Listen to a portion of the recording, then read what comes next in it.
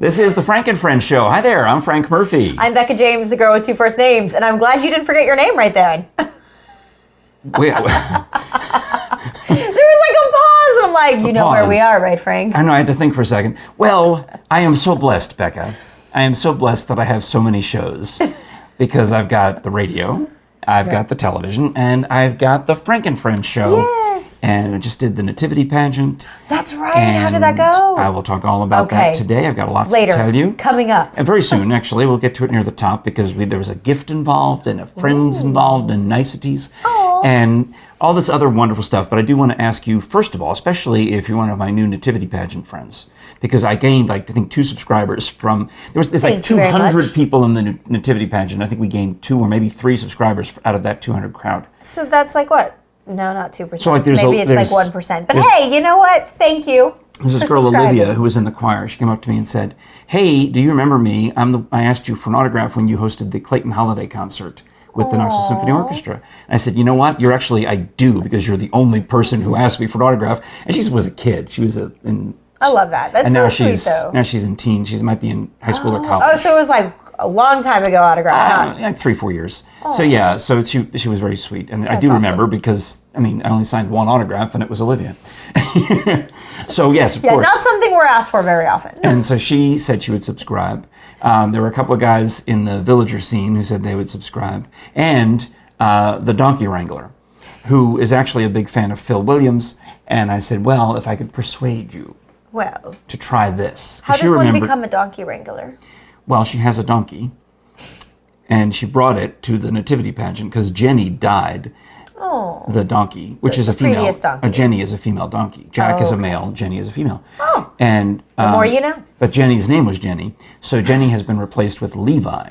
Okay. And I didn't realize this, but I was just Googling, and I found an old nativity pageant pieces of an old nativity pageant on YouTube from before I was involved. Okay. And they had a different donkey at that time. And this was 2007. So apparently there's a fairly high donkey turnover. I mean, just because Jenny was involved. They're such prima donnas. For all of my years until now. I mean, this is my 4th year, so I'm my 2nd donkey. So, I mean, anyway, the point of all of that is please subscribe on YouTube and spread the word as your Christmas gift to us. Get us another subscriber in addition to yourself. Yes. And speaking of Christmas gifts, the merch would be a wonderful gift. And I keep meaning now maybe my schedule's a little slower. I will go on the merch store and see what else they got. See if I can maybe, there's a few other items I've been wanting to put on there, but I've just had computer issues and haven't been able to do it. Like, of course, the hoodie. Excuses. You saw Bruce Patrick. I think I've shown that a few times. Yep. His picture, I've got if you're going to shower at any time during the winter, you might want to Frank and Friends bath towel. Or maybe if you're going on holiday and you're going to the beach and you need a towel, there you go. It's also a bath towel and beach towel. It's just towel. And then all the other accoutrements. I'm hoping to get some more glassware or something. Maybe, I don't know. We'll see what we can get. Both practical and promotional. Exactly, because I can drink out of a pint. I mean, right now I'm using my wife's beautiful... You know it's Christmas when we're double fisting. But it's just water, so I don't think it counts. I want eggnog so bad. I'm, as you know, we're both trying to diet, so I have resisted the urge to pull into Weigel's. I was about to say, how many Weigels have you passed? Because I bet you're keeping count of every time you pass, going, I really want to stop it. I know, it's a good looking Weigels, and I want to go right in there. And they got the big billboards on Kingston Pike, and everywhere I go, I see the Weigels. You can't escape it. It's the time of year. And I'm thinking about it. Fortunately, there's days when I don't leave the house. I just stay here all day. Yep. So that is one less opportunity. But you know what they do now? What? Weigels delivers. You can get anything delivered now. No, but I mean, Weigel specifically has their own I don't know if it's own delivery service, but they've been running ads. Well, because they have food, they have all kinds of stuff. They've been targeting me Weigels has been targeting me with ads for their delivery service. The phone is listening and they're telling Weigels. Now, fortunately, I'm afraid to give them my address, so I would have to drive down and meet the delivery man in front of someone else's house. But anyway. So let's get back to little paranoid there. Let's get back to the nativity pageant. Yes. At the nativity pageant, one of the longtime participants is the Vandergrift family. Yeah, Houston, who helps out with Tennessee Valley Fair and the food competitions that we're part of. Yeah. Yeah. And now I didn't know this when I first met Houston and the family because they were apparently also longtime volunteers with the Oak Ridge Civic Ballet Association. Oh. So going back 10 or 12 years ago, now Houston's 25 now, so he would have been, I guess, 10, 12, 11, pretty 12. young. He was in the party, not the battle scene. He was in the battle scene. He was one of the soldiers, toy soldiers. Oh, I bet his that was dad fun. and would be in the party scene as one of the party dads. Okay. And I guess his older sister, Miranda, must have been in as a ballerina at some point, but I didn't know that. She had already, I guess, moved on by the time I got involved as the comical old man in the Nutcracker. So I thought that's how I knew the Vandergriffs. Yeah. And then I see them at the Tennessee Valley Fair, and then I see them at another thing, and then I see them now for my past, it's been 5 years, but we skipped a year, 4 nativity pageants, they're involved. Yep. And at the end of the nativity pageant, I've got this beautiful photo of Houston has been promoted from villager to shepherd. Oh, good for him. So he's got his shepherd outfit on, and his mom, Katie, took the picture of him and me, came up to the rafters so he could see where I do the voices. Oh, wow. Oh, so you're up in the... Like if I stand up, my head brushes the ceiling. I'm in the not even the last row of the Civic Coliseum, but above, there's a stanchion where the radio broadcasters sit. Okay. Built above the last row. So you've got very little clearance. Fortunately, I'm short enough, but if I were over 6 feet, that would be a problem. My head would hit the ceiling. Oh, that's interesting. So I got about 1 inch, 2, 3 inches of clearance, whatever it is up there. But that's where we are. And Houston wanted to look at it and see. Yeah, I'm like, I kind of want to go check it out. Yeah, it was cool. So he came up there at the end of the pageant and got a picture with the whole, as you can see, the whole Bethlehem and Nazareth and everything in the background as everyone else is kind of milling around right before the guys come in to dismantle everything, take everything away so they can lay down the ice. But then... Gotta get ready for those Ice Bears games. But the freezer didn't work, so they had to cancel the Ice Bears games for the weekend. Oh, is that what happened? Yeah, because and this happened 2 years ago. Frady and I were supposed to go drop the puck, and she was going to sing the national anthem, and I was going to drop the puck at the Ice Bears game 2 years ago, the weekend after Nativity. Okay. Same thing. Same thing happened. And at that time, I think they put down the ice, but it didn't freeze hard enough. This time, they couldn't even, they did nothing. They couldn't even put it down. They got the boards up and the glass up, but then nothing. That's stressful. Yeah. Because they missed 2 weekends of hockey because they had Nate Bargatze in there for sold-out shows. Then the following weekend was the Nativity Pageant, which was jammed. Bigger crowds than any other time I've been involved. That's awesome. Partly because the weather was bad, I think. I mean, that's possible. I mean, so I work at Knoxville Station, which is right across the street from there. So I see their advertisements for all the events. And I feel like there are more events happening at the Civic Coliseum now than any time in the last 2 years that I've worked down there. And I've been constantly seeing all those signs. It's a cashless cashless venue. A lot of them are now. Yeah, which I think is a little weird. But, if you want to pay for parking and Thompson Bowling Arena, when we went there for Trans-Siberian, it's the way of the future. It's a security thing also, because if you're not accepting cash, then that increases the safety of all of the people working there, because you don't have to deal with like the burning security truck and all of that kind of stuff. But what if you're the person who is trying to avoid consumer debt or is trying to avoid and you put yourself on a cash budget, what is that guy? But you can use a debit card with the Visa or MasterCard logo for all of those things. So you're still using just a checking account, not a credit. Who, to control their spending, don't even want to carry that because they know they could pull too much out of their account. They would just, they put their cash in an envelope for the week, and this is all they have to spend. And because they keep it in the bank, or they invest it, or they do whatever they do. Yeah, it's their method. Yeah, I think it's a good method. I mean, I understand it, but I think it's okay for now. But I think maybe in a few years might have to come up with a different method, because more and more places are going to cashless. Well, I think it's also that there's will be a market for the gift card where you get the reloadable Visa gift card. Well, you can do that now with like Cash App. More and more people might start to do that so that it doesn't connect to them personally. Like if they want to go spend their money at the hockey arena and you don't want your wife or their husband to know how much they spent on popcorn. I mean, that's technically already here. I mean, they can do that. I looked at the bank statement and I saw how much my wife and her sister spent on popcorn at the Nativity Pageant. I'm like, oh, okay. But it's popcorn. It's fine. Well, anyway, Houston and his family, they travel a lot. They do, and I'm quite jealous of their travels. They're going to Peru in the spring. Yeah. I wish I had the $1,800 or $2,000 I could go to Peru with them.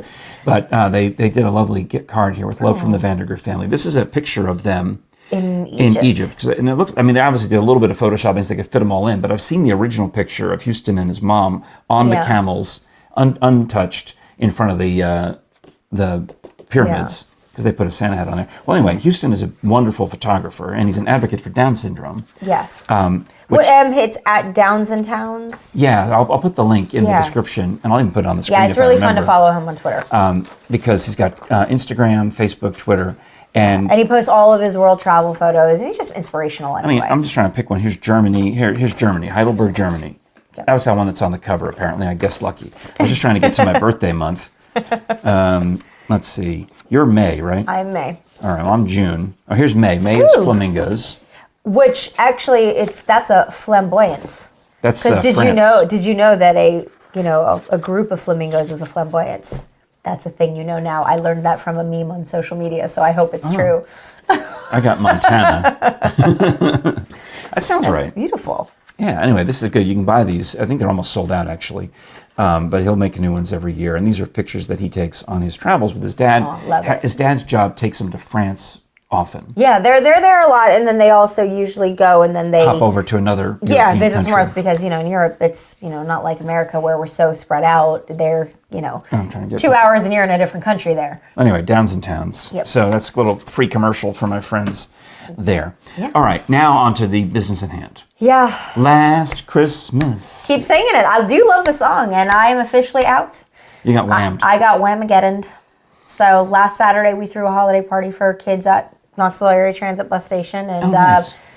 The funny part is the song actually came on once when I was just so busy with everything else that I did not hear it at all. Oh, that's funny. Because until the second time it came on, and then I was like, it clicked, and I was like, oh, it's just this is the second time it came on. I'm like, well, I'm officially out. And then I enjoyed the song because I do love the song. It's a good song. So at least now I don't have to be, covering my ears and screaming from a room every time I hear Christmas music on. I don't have to text you every time I see it coming up on the log. Because I did. And I was like, so we also have to preface this by, Frank sent me a random video link, and I refused to open it. And I was very suspicious, and I was like, you're not going to try to Whamageddon me, I think it was an air check of me on Fun 1059 talking about you and Whamageddon, and you were so convinced. But I didn't know. But if it wasn't going to be like ramped up over the intro of it, which would have gotten me, and I was just like, okay. But I'm not that much of a jerk. I mean, I wouldn't have thought you were a jerk anyway. But I would have laughed about it. But I was a little paranoid. But I'm out, so now I get to enjoy the song and all the Christmas music the rest of the holiday season. So you sent, and I felt so touched. I know you posted it on social media, but I felt special because I got my own version of the text sent to my phone with you with that Whamageddon face. In fact, let's show that. Yeah. Hold on, here I can recreate it. And then my coworkers who knew I was playing thought it was funny too, so they got in on it. And they're like, ha ha. I'm like, yeah, I'm out. It's fine. Well, I realized, now my wife had her sister and husband visit us over actually the weekend of the Nativity pageant, which I was excited because someone I actually knew came to the Nativity pageant. Mostly we're entertaining strangers. And that happens to me at most of my shows. Friends and family rarely will come to see. I feel like this is a dig. Because we actually looked into coming, but it's just my kids are not the best behaved, so I purposely don't put them in situations where they have to. It applies to improv, it applies to ballet, it applies to everything I do. It's really hard. My sisters will not watch any of my television shows or listen to the podcast. Aww. They're just not interested. Because they're like, well, why would we want to hear that? It's Frank talking. They got enough of that growing up? Yeah. So they have a legitimate reason. They are not interested in anything I have to say.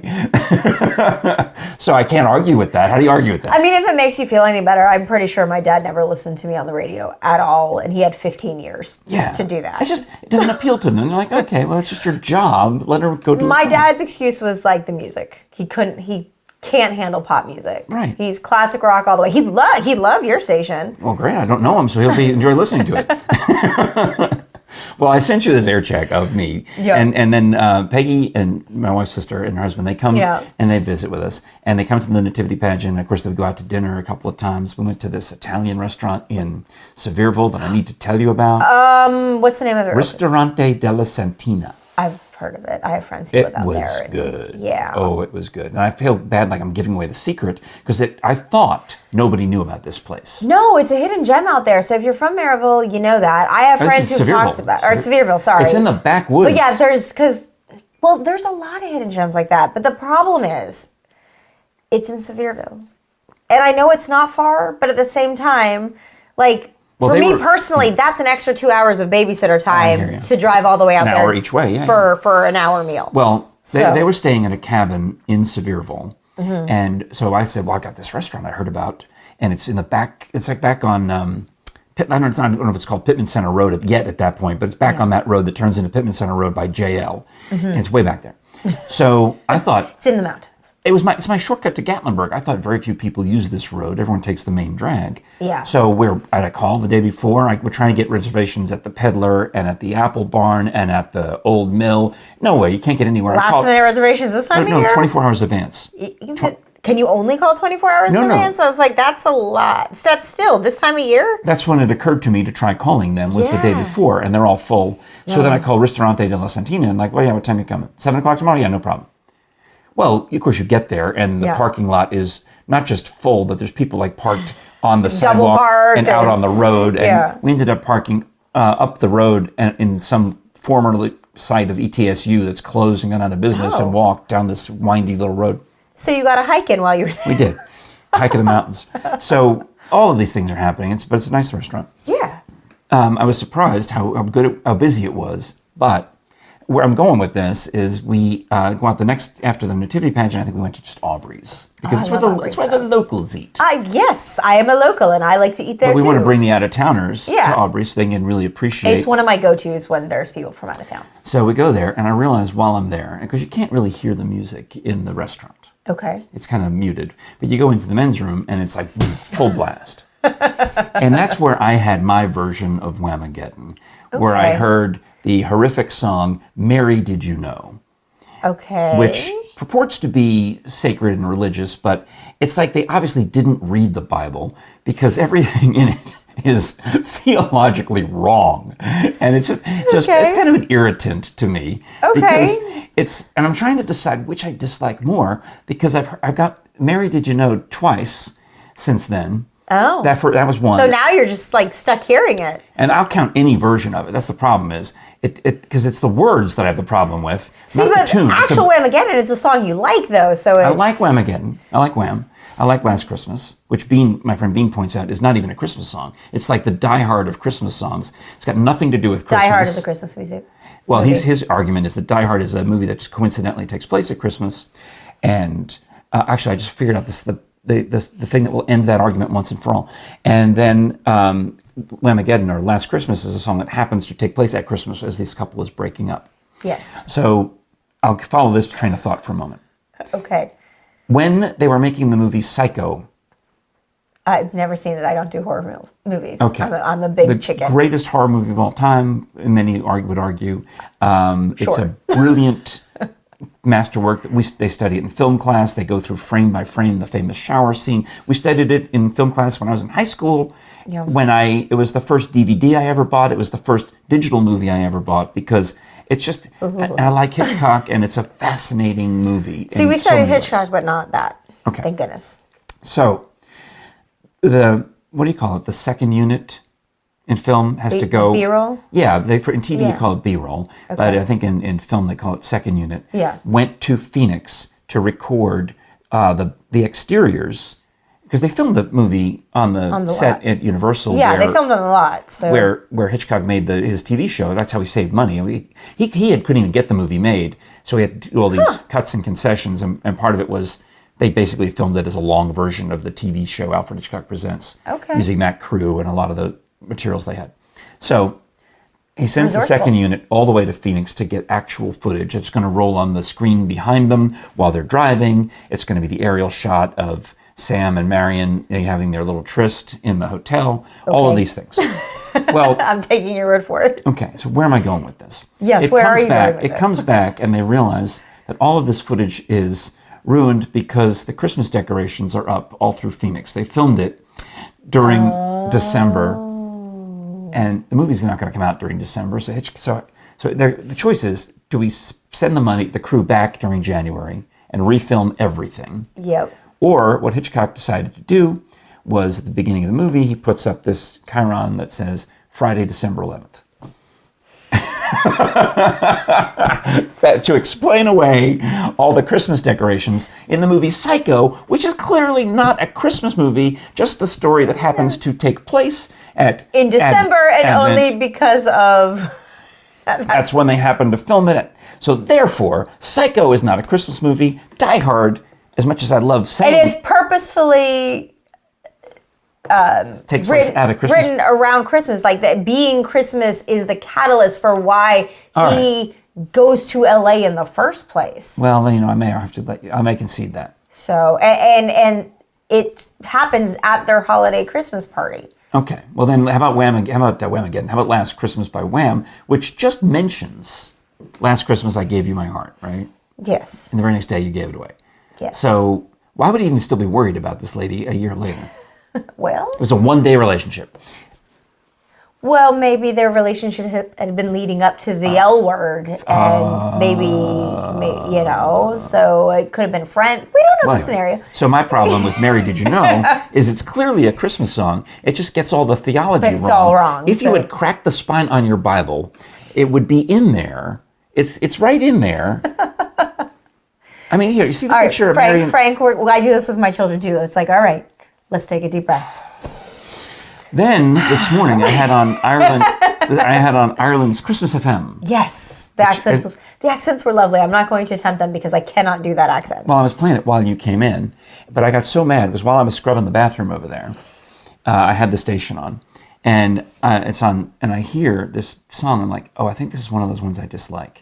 It's not Mary Did You Know, which actually the music of Mary Did You Know is beautiful. Yeah, that's the problem with it. The lyrics are the problem. Right, the lyrics are just theologically wrong, but the music is lovely. But this bad music comes on, and I'm like, what song is it? Is it the hippopotamus song? I can tolerate that. I find it amusing. That one grates me. We talked about that with Sarah about how the hippopotamus is I know it's her favorite.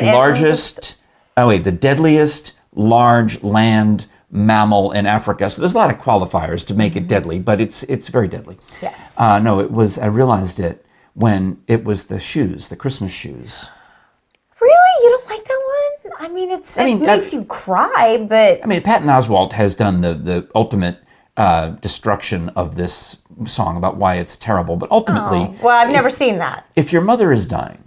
Yeah. And wouldn't you want to spend... you want to spend time with your dying mother, you would think... But somebody sent this kid to the store by himself to go buy shoes that the mother is never going to need because she's going home to Jesus tonight. So in the song, she's down to the last few minutes, the last few hours maybe. The kid goes to the store to buy shoes. Why? What is she gonna? How is that gonna help? What are they gonna do when she's dead? What are you gonna do with the shoes? Maybe they're trying to preserve the memory of the mother to the child. But she'll only have owned them for a few minutes. It won't even really be her shoes. I mean, there's got to be something else he could have bought. Maybe take that time to go find a minister, a rabbi, a priest, anybody who can help the poor dying mother other than a pair of shoes that you can't even afford. But maybe that was the mom's dying wish. Leave. Get out of here. You know what? Maybe for the child not to see that. I'm picturing my mother. I don't know. We're thinking very deeply about Frank, this. I've only got a little bit left. Do you mind to run over to DFW and see if they got... Oh, right. I thought it was Dallas Airport. Designer shoe warehouse. I buy my shoes at the Dallas Airport. Would you go over there? Does she talk like this? She did. Does she have an accent? My mother did, yeah. Actually, my whole family does. I chose as a child to work on the accent. Copy the TV people to talk like the people. Yeah, on TV. so my family is originally from Boston, and while my parents don't have thick accents anymore because they've been out of there for a while, but all of my East Coast family, they talk like they're from Boston. Yeah, I just didn't want to. I just decided to start copying the guys on the news. But it's fun to talk to my family. You're opening gifts. Oh, is this the skull? This is the. Well, I thought this is a nice gift. They have them, I believe, I'm not sure if the gold ones are still available because those sold out pretty quick, but the silver ones. Silver and gold, silver and gold. This is clearly a commercial for bonezones.com. Yes. Don't forget the S, where Dr. Bill Bass's autograph is adorning these different paperweights, the books. He signed the books in here. Yes. This one's also got John Jefferson on that, as most of them do. I think or some of them do. I guess most of them they're all Dr. Bass signed, but John moved away, so he can't sign them as much. But they go over to Dr. Bass's house and they get him to sign books, and we can have them personalized, or we've got shirts and books hats. are a great gift. Especially Christmas time. Yeah, Christmas, because you got that week after where you can just kind of chill and relax. Unless you have small children, and then you have to find things to do. Oh. Well, you got that. You got hats. Well, we can talk about that too. Hats. Like, do they have children's games? Bone Zones? This is not for kids. I know, I would I'm say kidding. this is college and above. Yes. But, the Body Farm, this is long sleeve t-shirt season. They have a lot of orange t-shirts too, which would be good because the Vols are in a bowl game. I was about to say, New Year's Day, so you might want to... I feel like the need to fold this. Like, you just... Oh, don't mind me. I'm just going to be over here cleaning. There's other authors that are involved with Bone Zones too, like Ron Ledbetter, Sam Venable. We got somewhere on bonezones.com, you'll probably see information about the upcoming pre-Valentine's in the Cave that we're doing on Lincoln's birthday, I think, on February 12th. Pre-Valentine's in the Cave around Bone Zones? I need you to explain. Well, for several years with Dr. Bass, we had a Valentine's night. We had right around Valentine's Day. Okay. We would do a presentation in the Cave, sometimes with Dr. Al Hazari doing chemistry, sometimes with Sam Venable doing humor, and Dr. Bass would do basically love stories gone wrong. Somehow it was kind of a so it's twist. for the true crime fans. It was for true crime fans who want to date for Valentine's Day, and we had like death by chocolate cupcakes, and we had little other chocolatey things. Yeah, it was all themed around that. Right. That's actually kind of cute if you're into that. Dr. Bass and hopefully not a first date, because that should set off some warning bells. Very good point. So Dr. Bass has retired from doing that, but we're going to put a production together with Sam Venable, who's hilarious. Dr. Al Hazari, who's very funny too, because he'll bring the liquid nitrogen and freeze some stuff, and he'll bring other the static electricity things, all the a lot of science magic stuff that you can do. And I'm involved as the MC. And maybe more, I'll find out what the program is, what the agenda is, and of course I'll tell you here first on the Frank and Friends show. That's awesome. Or you can look it up on bonezones.com. Awesome. Don't forget the S. All right. All right, so Frank, I have a bone to pick with you. Me? I do. Bone Zones. So right? Anyways, I'm cheating. You have disparaged the kolache. Not really. Have I? Well, to you privately. And I guess now I'm going public with my kolache opinion. So kolaches are this amazing treat where it's meat and cheese wrapped in bread, and they're amazing. But you have a different opinion. Well, I didn't know what they were because I heard about it from you, and there's this guy, John, who comes to the Einstein Simplified shows, and you and he and Jerry's sister had all gone to Buc-ee's to get these things. Oh, I don't get them from Buc-ee's. But you tasted one from Buc-ee's, or you knew where? No, I'm... Okay, so it's been a minute since I brought up Texas. Shame on me. From Texas, you should be hearing about it every 30 seconds from me. But it's a very popular item in Texas because we had a large German and Polish population there, and so it's a German-Polish thing. Yes, I didn't know that. So one or the other, I'm not entirely sure which. That's fine. But they brought us this gift, and in Texas they have literally places called kolache factories, and they do everything from savory with meats and cheeses to sweets. I think I would have liked a sweet one. So it's very different. And anyways. So they had gone, Jerry's sister had gone to Buc-ee's previous trip and gotten the kolache and was underwhelmed. And this guy, John, was headed there. What does theirs look like? I don't know. I don't remember. It looked like I didn't want it. Because it should just essentially look like a roll, and then when you bite into it, it's like this delicious yumminess in the middle. Meat or something, but maybe it had gotten cold, maybe it just had gotten old. I don't know. They seemed just underwhelmed by it. And this guy John was headed to Buc-ee's to get kolaches to take home to Nashville for Thanksgiving. And I said to both these people at different times, I said, Becca James, the girl with two first names, says that the Buc-ee's kolaches are not as good as the donut store kolaches in Carnes. And I was thinking of you because obviously last time I wore this outfit, we were doing the parade together. Yes. And in Carnes. Yeah. And I sent my wife to the donut shop in Carnes. Oh, yes. And she brought back some, what's it called? Ultimate Donut Shop. Ultimate Donut Shop. They've got she said that the banner. Nia does an amazing job. They have the banner displayed from the Tennessee Valley Fair that we judged, the donut Best competition. East Donuts. That's what she won, and hers are truly amazing. Well, I wanted the other kind. I wanted the old-fashioned donuts. Oh yeah, well she does it. And the apple fritters. Jerry wanted the apple fritters, all of which were outstanding. But then for the sister and the brother-in-law, brought back these kolache rolls. Kolaches.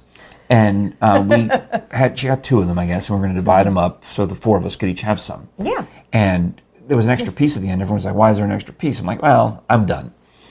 Because to me, it was a hot dog inside a roll. It's sausage, first of all. Well, it tasted like a hot dog. I like hot dogs, okay, but I was having breakfast. I just had scrambled eggs, and I was now wanting to move on to the old-fashioned donut. So that's more of like just a classic one that most donut shops in Texas have. But like just you can go to other. It was a hot dog. No, well, it's more like sausage and cheese in there. Like we get the jalapeno and cheese because jalapeno and cheese. That might make a difference. They were sold out of cheeses. We had to get. That doesn't sound right. Just plain meat. Yeah. Okay. Well. And then here's the other thing is, like I said, in Texas you can get them full of all kinds of things. Like I'm talking like chicken and all these other savory. Like a tamale? No, but it's like. I like tamales. So maybe that you that's just not your particular favorite. If you ever get into Texas, try them there.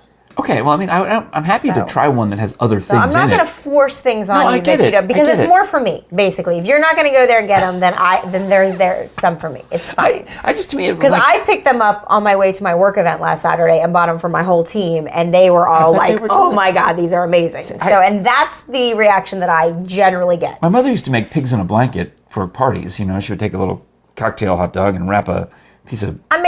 Everything to its time and place, and those are fine, but this is not a pig in a blanket. It's more like a comforter.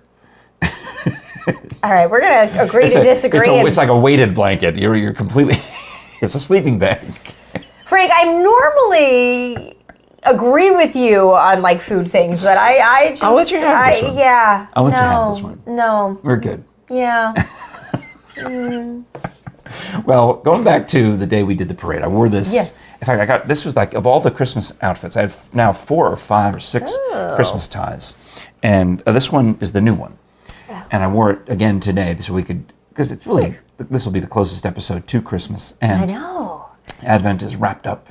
And I got the best comments on this tie of all the ones. Well, it's bright and cheerful, but it's like also not garish. Yeah, it's a candy cane tie. And, I know I'm over the top with the red and white shirt also. Yes. But I liked that. I deliberately No, the combination works. Because it's over the top.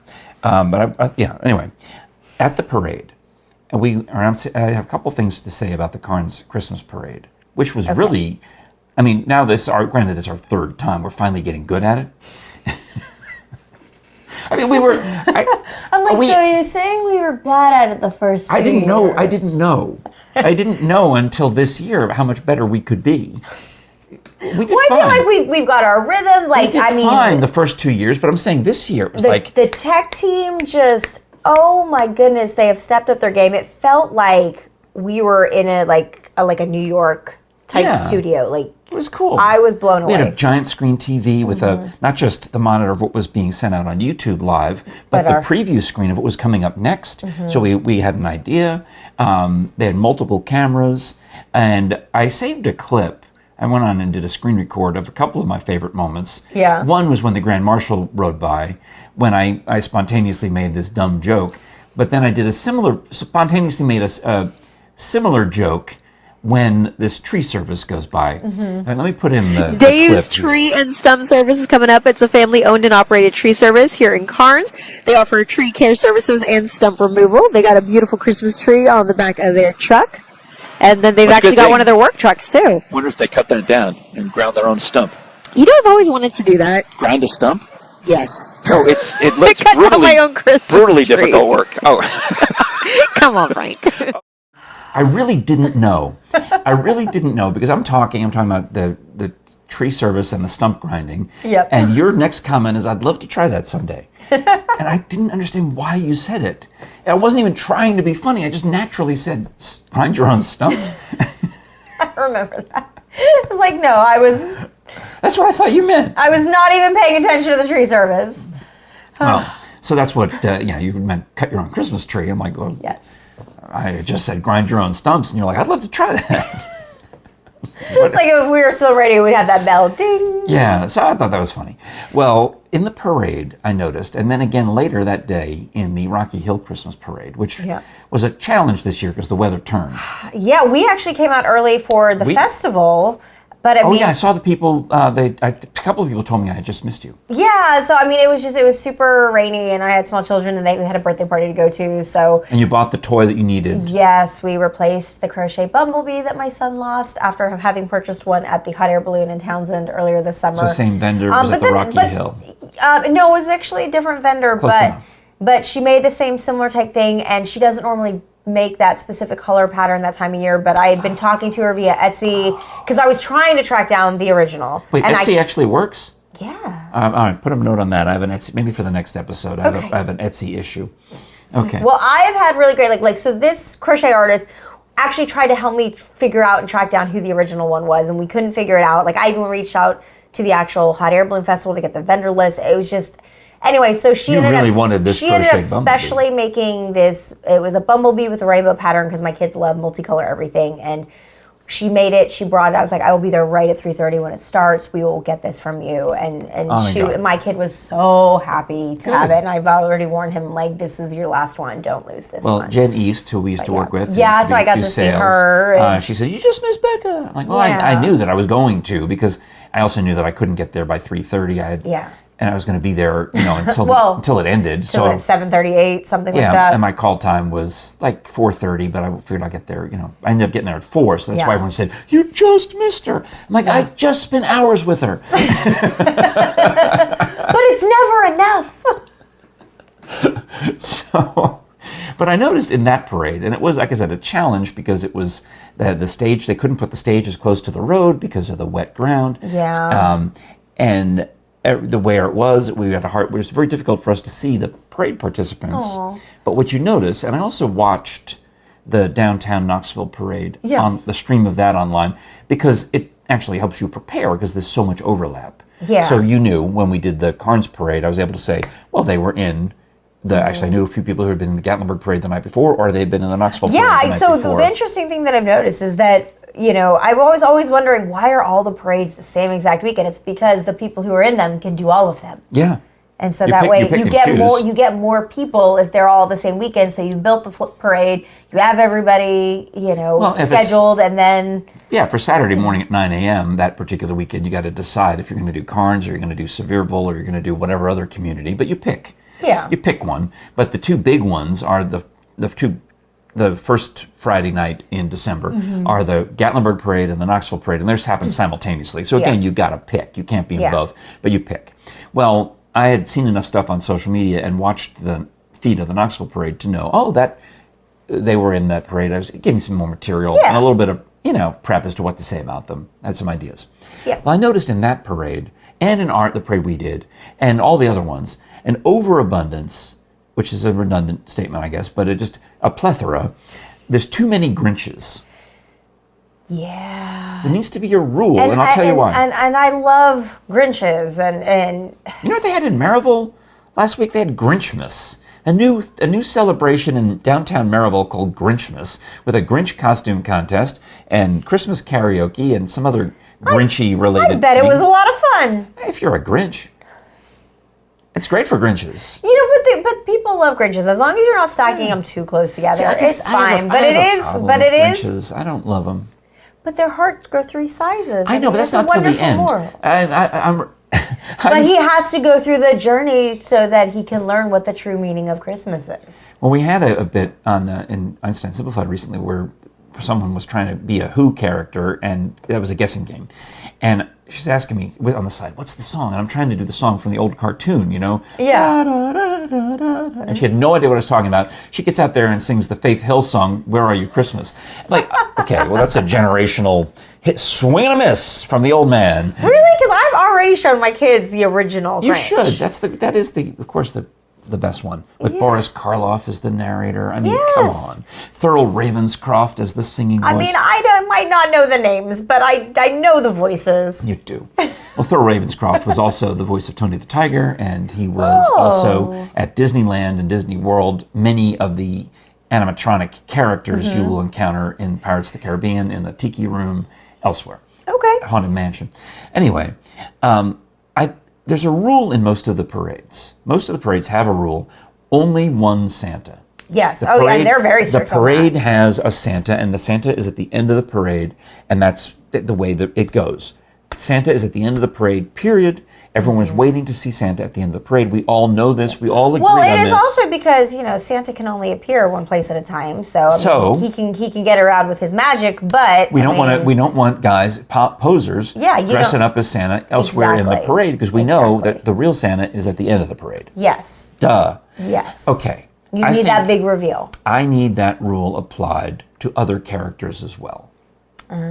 When you have 25, 30, 40 Grinches coming down the street in in the Knoxville parade the size of the Knoxville parade, or in our little Carnes parade, 10 or more Grinches. Was there that many? It was a lot. I don't feel like there were that many. Maybe I'm thinking of the next one, the Rocky Hill parade. Because I know we saw some Grinches, and I feel like last year there were more Grinches than this year. Okay, well then they all showed up at I feel like there were only 3 or 4 this year, but there was a group of them, I think. So maybe that's what you're thinking. Well, but I kind of consider that as one. But I am definitely conflating these 4 parades in my head into one lump. I mean, I'm sure the weekend just blurs together. So I'm just saying, in general, Yeah. I think there are too many Grinches in parades, but also they're just driving around looking at Christmas decorations. This neighborhood, people now have, granted there's some inflatable Buckies in this neighborhood, which is hilarious. I love it. A Bucky with a like Santa hat. And of course, the neighbor down the road has got her giant Halloween skeleton. Did you notice what she did with it? I didn't. Okay. So this is another side note here. But breaking news, last episode with Sarah was here, the day that our neighbor took the head off the skeleton. And we thought... Oh, yeah, I saw that. It was missing its head. We were wondering if she was taking it down. I said, no, she's removing the pilgrim hat and probably going to replace it with a Santa hat like she did last year. She dressed him up like Cousin Eddie from National Lampoon's Christmas Vacation, including with a big hose. And then she's got 2 smaller skeletons who are Todd and Margot. All right, well, I'm going to have to, when I leave here, I'm going to have to, creep by the house and take a good look at it. It's pretty impressive. I will say, I was, on my speakerphone on the way here talking to my sister, so. I think she's got some Grinches in that display also. And if you go all the way around the whole neighborhood, well, how do you feel about inflatables? I'm okay with them when they're inflated and lit up and working.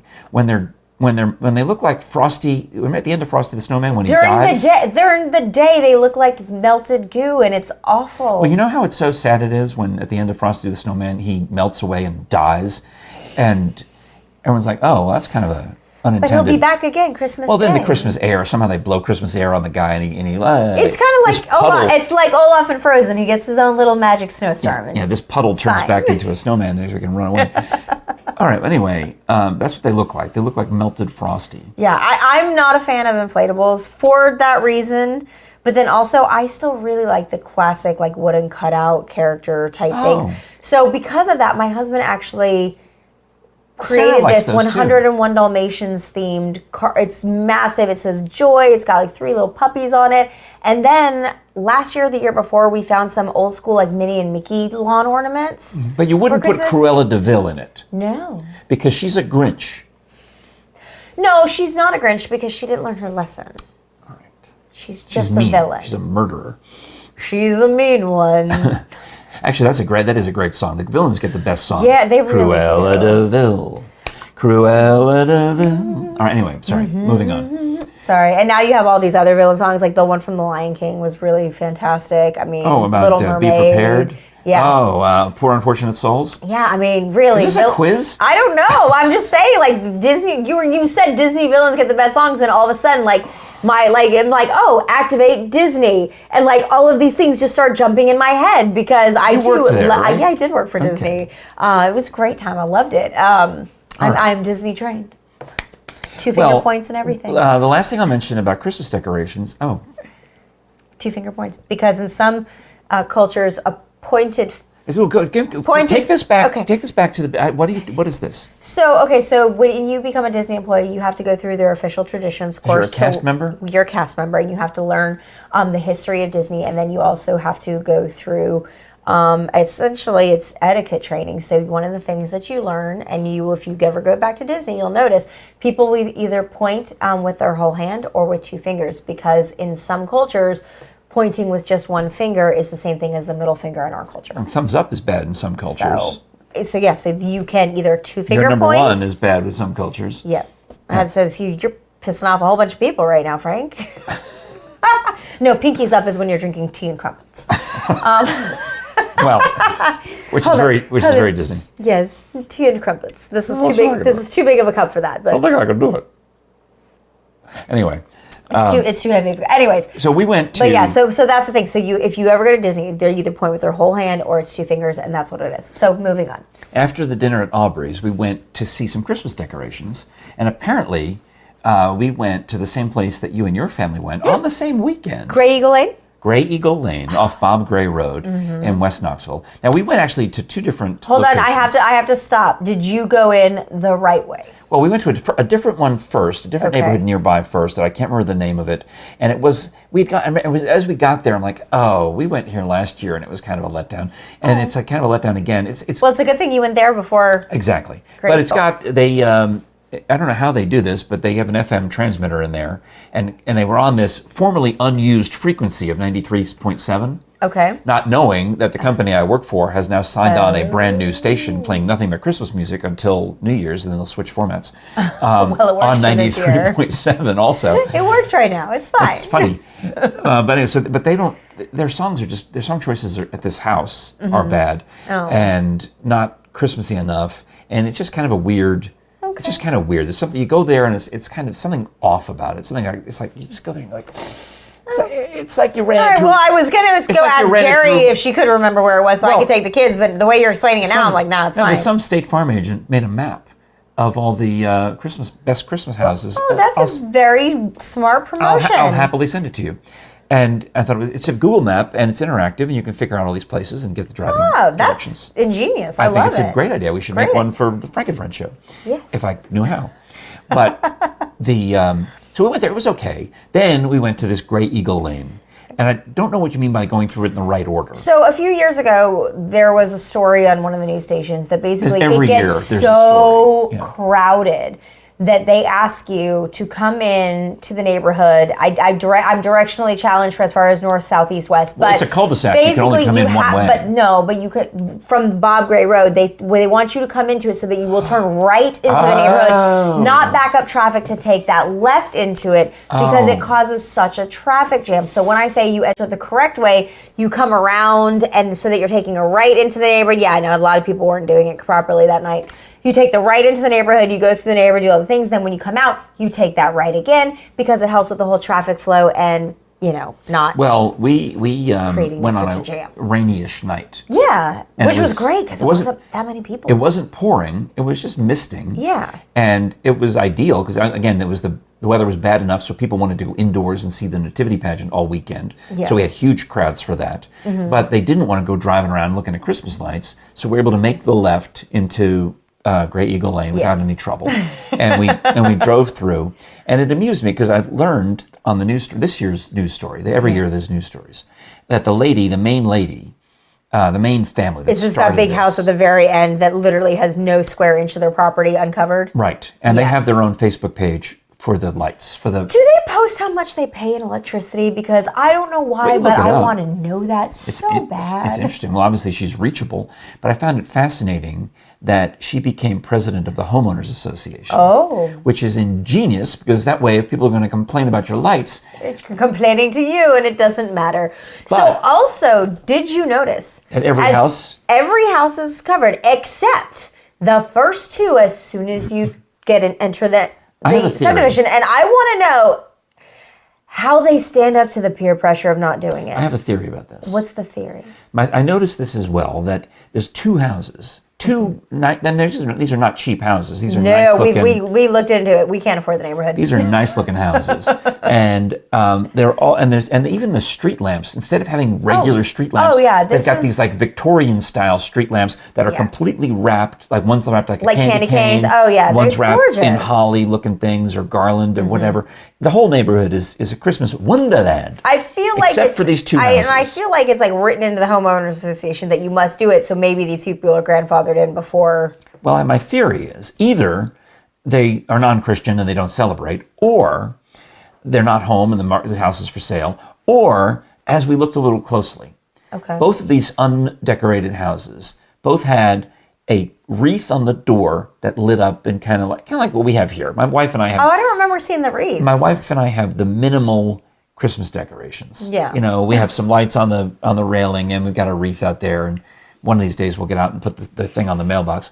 So, we do it, but you know. I mean, our house is. I have to keep my husband from going full Griswold. It's just the two of us. You know, you can see that she put up an extra Christmas tree just for you, which is very I sweet like over there. Thank you, Jerry. All the nice little things. Well, so these two unmarked houses, two undecorated houses, had the wreaths on there, and I thought, I betcha that homeowners association lady went and stuck that wreath on their house, and they probably don't even know. They think that they're the holdouts. They think that they're the rebels in this neighborhood. They don't even realize that they've got a wreath on their front door, I betcha. Well, if you know your other theory about them not even being home or it's up for sale, I mean, no, they probably wouldn't. But I didn't even clock the wreaths because I remember thinking, my husband and I had that conversation. We're like, how do they get away with this? Because where I grew up in Houston, there was a neighborhood called Prestonwood, and I'm talking this is like 1,000 house neighborhood, massive. Every single street had its own theme. You were required to participate, not at the minimum level. Like the minimum level was like. But let's suppose Griswold. Let's suppose you're a Jehovah's Witness or pick any other religion that doesn't celebrate. It doesn't matter. It's written into the homeowner's contract. You just don't move there. Basically, that you must do this and you must participate in the theme of your street. But from my standpoint, it was magical. You would load up the car, you put together your thermos of hot cocoa, maybe bring snacks, because it would take you hours to drive through this neighborhood because everyone's going like 5 miles an hour, as you should. It's a neighborhood. You got to bring an extra tank of gas to bring it up for the port. But it was just, everything looked, it was basically Dollywood, but neighborhoods. Wow. Like, it was spectacular, and I still remember that. And there are which is probably why I like the old-fashioned wooden signs and that kind of stuff, because that's what I grew up getting to go watch. Like the big drive-through displays like Shadrack's, those are kind of cool. Yeah, no, so we've done that. At where it used to be at the Smoky Stadium. Yeah, so we went a couple years in a row. So, and my in-laws are coming in right after Christmas this year, so we have plans to do that, because basically when they come around Christmas, we go to Shadrack's. Yeah, they moved it to Smoky Mountain. Yes. And it looks like last year they kind of had the main thing at Smoky Stadium and then kind of a half. Yeah, they had like kind of two. The one at Soki was like a second tier, but I know now that it's the only one. Yeah, it looks like they loaded it up with everything. Yeah, I'm looking forward to hopefully seeing some like different stuff than in past years, because obviously at Smoky Stadium, they were the same ones. So going a couple years in a row, we're like, okay. And it's still great because it's Christmas lights, the music is timed. I mean, it's still fun and festive. Oh, yeah. Last year, the one at Soki we did a video there with Victoria Henley going through both of them in the same night. Oh, wow. And the one last year, it's now outdated because the one at Smoky Stadium is gone. And the one at Soki Mountain, I imagine, is different. But the theme was is this shrink ray where the elves somehow shrink down. I remember seeing that. And as you're driving through, all the decorations get huge. Oh, and fun. You're like, we're here. Help us get back up to Okay, well, I hope it's still like that, because then it'll be kind of a different storyline. And we drove home to Texas last year, so it's now that we'll be here this year for it, so we'll get to keep that tradition going. Well, I do wish you a very happy Advent, and we do need to wrap this one because we've gone over. But I can't. Of course. But there's too much to talk about. Becca. I know. That's what I love about having a podcast is you can just go and go and go and go. And we're sorry for that. Please subscribe. Yeah, pause. You're allowed to pause. You don't have to watch it in one sitting. I mean, you know what I like is like you can just put in an earbud while you're working out. You can catch up on your podcast. In fact, we offer a free Audible membership. Exactly. And what you'll do is you'll go to audibletrial.com/FrankenFriendsShow for a free 30-day premium membership that includes an MP3 download. So you can pick any audiobook in the catalog that's worth a credit. Download that one. But you also have the option, as you remain an Audible member, to bank your credits. So you want to take that one free credit for an MP3, save it. And then when you get 2 or 3 under your belt, use it to download something bigger and more fabulous, whatever it might be. You can also listen to tons and tons of podcasts, including the Frank and Friends Show on Audible. It syncs on all your devices, so if you're listening on the phone, the app on the phone while you're in the car, but then you switch to the Amazon Echo when you're in the house, et cetera, et cetera. Yep. I think I'm pretty sure it has a smart TV app too. If you for some reason want to listen, I don't know. I mean, it would. That's the one that I haven't tried. So, but now I'm going to be curious. Version of it. I mean, it's Amazon. They have everything. It's in all the things. If you got a fire, whatever, it's probably on there. Yes, and then we're also on all the social medias. Oh yeah. Well, let me give the URL one more time. It's audibletrial.com/FrankenFriendsShow. And now the social media. All the social medias, the Frank and Friends Show. So the show is very important. Because I love Frank Sinatra and I love Sammy Davis Jr., but as I told the folks at the Nativity Pageant, if you just search for Frank and Friends, you generally get Frank and Sammy. I guess they did a show one time called that. It's great. Watch it. But then, it's not us. But then search for the Frank and Friends Show, as we clearly enumerate and elucidate and alphabetize on the bath towel, the mug, the hoodie, the canvas print, the other things. All the things. Sarah went on a buying spree. She bought a few more of these things. You're getting a Frank and Friends Show mug, and you're getting a Frank and Friends Show hoodie. It's like, congratulations, everybody. So we do appreciate that kind of support, especially our friend Bruce Patrick, who bought the crew neck. April Estes bought the bucket hat. You know, I mean, I like it when you send me a picture because I'll put it on the show. Yep. All right, that's a wrap. We didn't quite make it to an hour long, but... well, we'll try again. I'm cutting it before we get there. All right, well, thank you so much for listening. Don't forget to subscribe. I have more topics. I'm trying to wrap it up, Frank. Any one of these topics would have us going for another 10 minutes. I'm Becca James. And I'm Frank Murphy. This is the Frank and Friends Show. Merry Christmas. We'll talk to you again next time.